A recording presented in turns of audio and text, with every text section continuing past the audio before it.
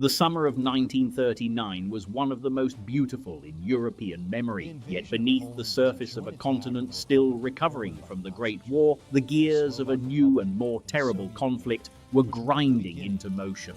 For months, Adolf Hitler had escalated his demands for the return of the Danzig Corridor, a strip of land that separated East Prussia from the rest of the German Reich.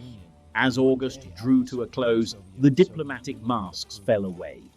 Behind the scenes, the Molotov-Ribbentrop Pact had already sealed Poland's fate, a secret agreement between Berlin and Moscow to carve up the nation between them. On the night of August 31st, a staged attack on the Gleiwitz radio station provided the flimsy pretext Hitler sought. The world was about to change forever.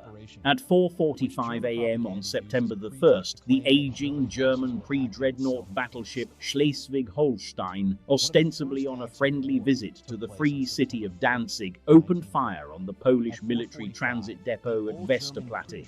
These were the opening salvos of the Second World War. Simultaneously, the Luftwaffe launched a devastating aerial assault. In one of the first acts of the campaign, the defenseless town of Wielum was reduced to rubble, a grim harbinger of the total war that would follow. Across the border, 5 German armies totaling over 1.5 million men surged forward. They were not merely invading, they were demonstrating a new form of warfare that the world would soon come to fear as Blitzkrieg, lightning war. Blitzkrieg was a revolution in military doctrine. It relied on the close coordination of mechanized infantry, Panzer divisions, and overwhelming air support. The Junkers Ju-87 Stuka dive bomber, with its terrifying Jericho trumpet sirens, became the symbol of this psychological and physical devastation. While the Polish army was large and courageous, it was largely mobilized on foot or horse-drawn transport. They were facing a modern, motorized force that moved with a speed they could not counter. German tanks bypassed strongpoints, cutting communication lines and encircling vast numbers of Polish troops before they could even react. The Polish Plan West had deployed forces too close to the borders, leaving them vulnerable to the deep penetrations of the Panzers. Despite the overwhelming odds, the Polish soldier fought with desperate bravery. At Westerplatte, a small garrison held out for 7 days against impossible odds. In the north, Polish forces slowed the German advance at the Battle of Morawa. However, the most significant counterattack came along the Bzura River. For several days in mid-September, the Polish Poznan and Pomorze armies struck the flank of the German 8th Army, forcing the Wehrmacht to halt its advance on Warsaw. It was a brief moment of hope, but the sheer weight of German reinforcements and Luftwaffe air supremacy eventually crushed the counter-offensive.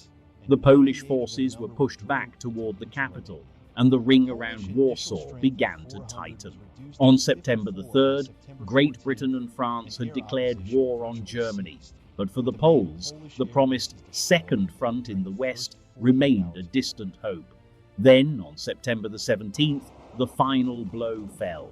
Fulfilling their secret protocol with Hitler, the Soviet Union launched an invasion from the east. Over 500,000 Red Army troops crossed the border, claiming to protect the local populations. Caught between two of the world's most powerful military machines, the Polish defense collapsed into chaos. The government and high command were forced to flee toward the Romanian bridgehead, hoping to regroup and continue the fight from abroad. The dream of a sovereign Poland was being extinguished from both sides.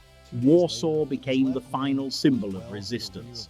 Under the leadership of Mayor Stefan Starzyński, the city's defenders and civilians endured weeks of relentless shelling and aerial bombardment.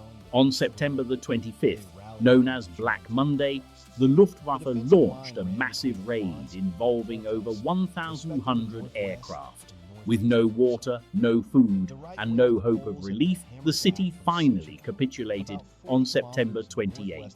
The last organized resistance ended on October 6th at the Battle of Kock, In just 5 weeks, a nation of 35 million people had been conquered. The German and Soviet victors held a joint victory parade in Brest-Litovsk, marking the formal partition of Poland. The campaign in Poland was a brutal introduction to a new era of conflict.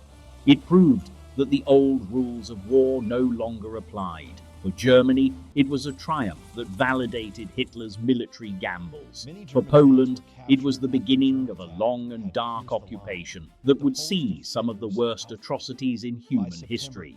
But the invasion of Poland had also ignited a global conflagration. The phony war in the West would soon end, and the lightning war that began in the wheat fields of Poland would spread across the globe, consuming tens of millions of lives before the guns finally fell silent 6 years late. At the same time, Guderian led his Third Army tanks across the Narew, attacking the line of the Bug River that had already encircled Warsaw.